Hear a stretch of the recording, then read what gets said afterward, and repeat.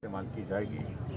तो makeshift arrangement के अंतर्गत जो नया हॉस्पिटल हमने जहाँ पर जो फैब्रिकेटेड स्ट्रक्चर के साथ जो बनाया है उसकी विधिवत हम शुरुआत कर रहे हैं। उसका उद्घाटन करने पर मैं सभी को बधाई भी देता हूँ।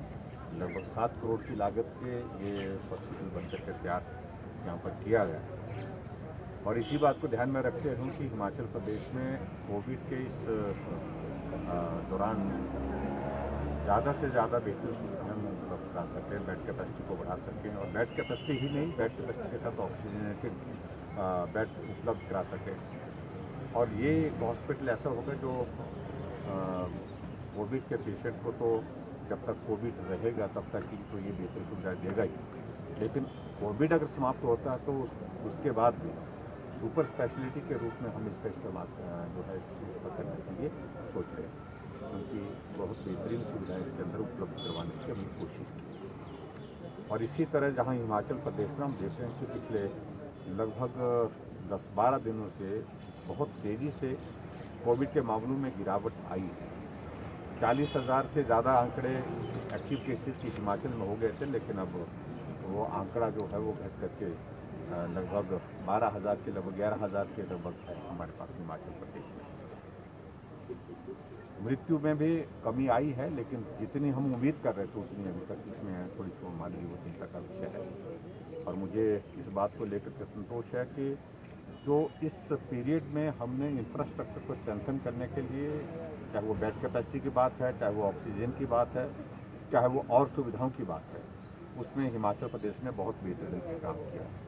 इस बात को मैं कह सकता हूँ कि पूरे उत्तर भारत में हिमाचल एक ऐसा प्रदेश है जब कोविड का कोई पेशेंट अगर हॉस्पिटल आया तो हॉस्पिटल में उसको बेड मिला।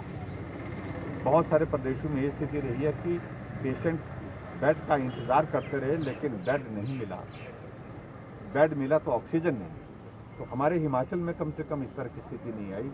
बेड यहाँ पर उपलब्ध करवाए गए और बेड के साथ जिस पेशेंट को ऑक्सीजन की ज़रूरत थी, ऑक्सीजन यहाँ पर उपलब्ध कराई।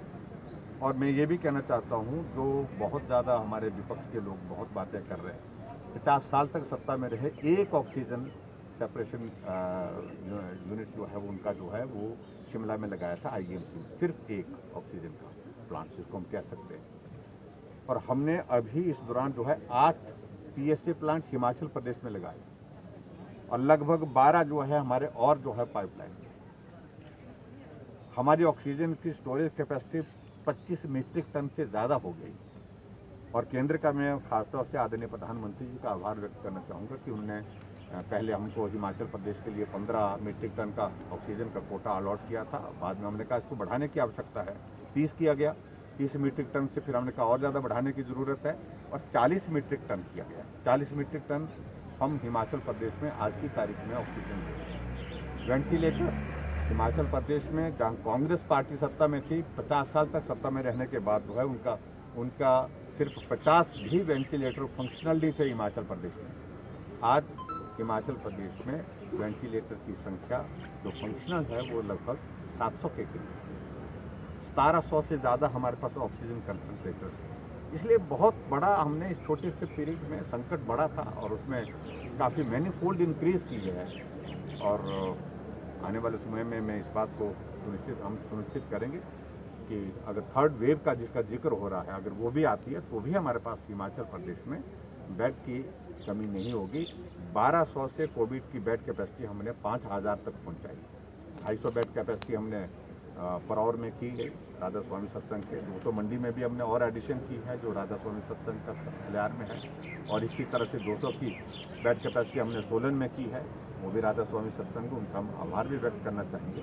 तो इस प्रकार से मैं कह सकता हूँ कि कोविड के इस संकट में जितनी बेहतर ढंग से इस लड़ाई को लड़ा जा सकता है और उस लड़ाई को लड़ रहे हैं। और मैं दावे के साथ कह सकता हूँ निश्चित रूप से हम उस दौर से सेकंड फेज की जो इस कोविड के इस दौर से बाहर बहुत तेजी से